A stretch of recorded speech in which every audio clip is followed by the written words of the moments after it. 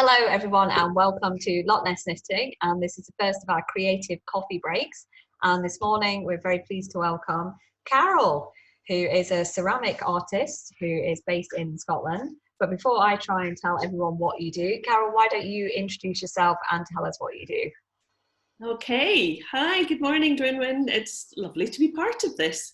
So my name is Carol Sinclair. I am a ceramic artist. I'm working from my garden studio in Forfar, and I work a lot with porcelain. I make a range of different types of pieces, mostly for gallery and installation work. Lovely. And I suppose the kind of best question to start with is, what inspires you in your work? Oh, well, very personal experiences inspire me. I've been developing a body of work for the last, probably 7 years, which explores memory and specifically dementia. And that was really as a response to being a carer for my aunt who had dementia. And I found it such a difficult disease to get my head around. I found my ceramic process has really helped me in processing and considering, and so I've been making work that is quite abstract, but it tries to play with this idea of connection, what you can see, what you can't see, and how memory affects the way we are and what we see, how we see the world. And did you find through that process that your work changed as you emotionally moved through the experience? Could you see that reflected back on you? And now, months, weeks, kind of years, do you look back on the work and kind of think, yes, that is where I was at that time? It was really funny because I had a bit of a break from making ceramics for a few years. I mean, I've been running my practice for 30 years now, and I'd had a bit of a break from doing something that was very commercial. I used to make and paint ceramic tiles, so something very practical and productive. And then I had a bit of a break, and then I moved into a new studio and I started making work, and I really didn't know what I was making the work for. It was just a very, very sort of almost primitive drive to be back in the studio and making ceramics. And one day I was looking at the work I was making and thinking, what is this about? Why am I doing this? What's this incredible force to be creative? And it suddenly dawned on me at that point that I was using my practice to really think about my own personal situation. And it was only then that I realized the work was about dementia, was about memory. And so it really has been a much more active process since then, where I've really, sort of actively looked to engage with people who have similar experiences.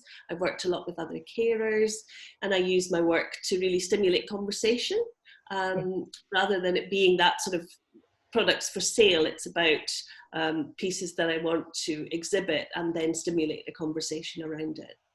That's really interesting that it's started as a personal journey and experience, but through the creative practice, it's now shared and spread with other people and hopefully a benefit to other people. That's a lovely way to evolve your work.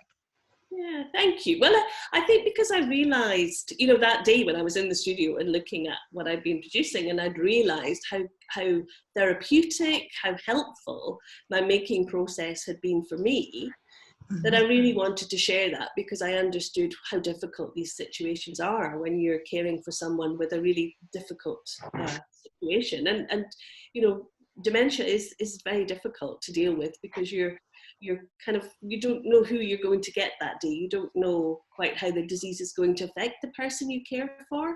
So it can be very difficult. So the idea of having a place to go creatively that allows you to escape.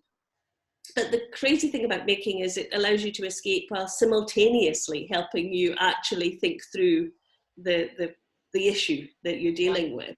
So it's a real sort of benefit on different levels. And because I'd felt that so personally, I wanted to share that with other carers. That's lovely. And so if somebody wanted to begin their creative journey with ceramics today, how could they start that? And particularly if they wanted to start that from home, can you give them some guidance on maybe what kind of materials they would need, and where they could maybe find some more resources about that? Yes, I mean, it's a little bit tricky with ceramics, because if you are looking to make something that you are firing, you need a kiln. So you would need access to a kiln if you haven't been able to buy one yourself.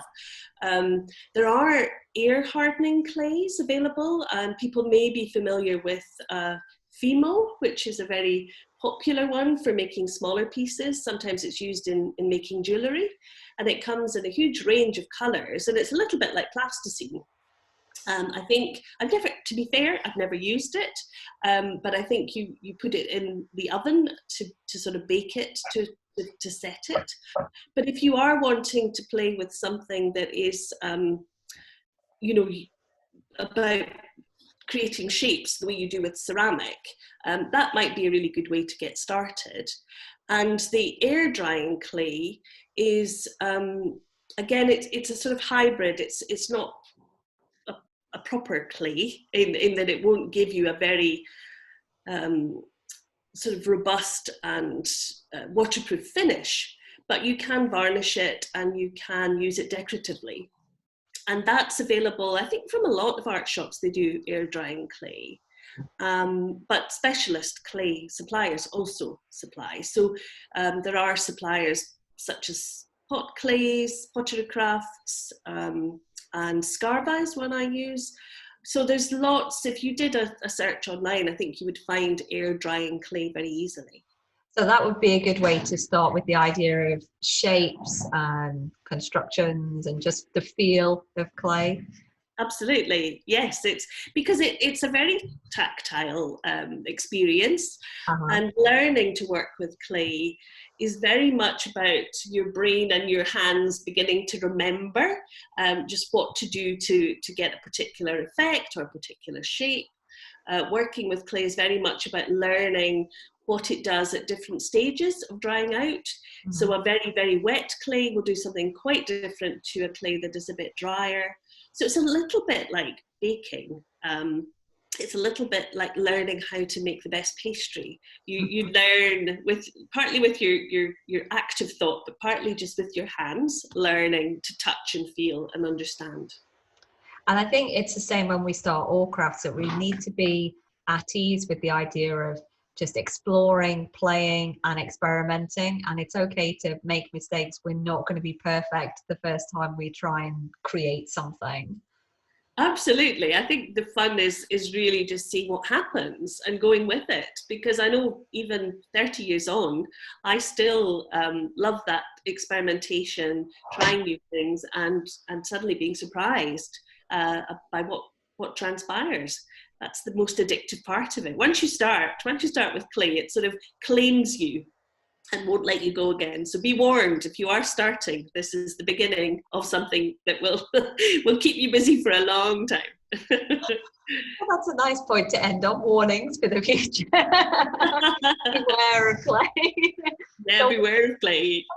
Well, if people would like to get in touch with you and blame you for their clay journey and their ceramic journey that has just begun, where can they find out more about you?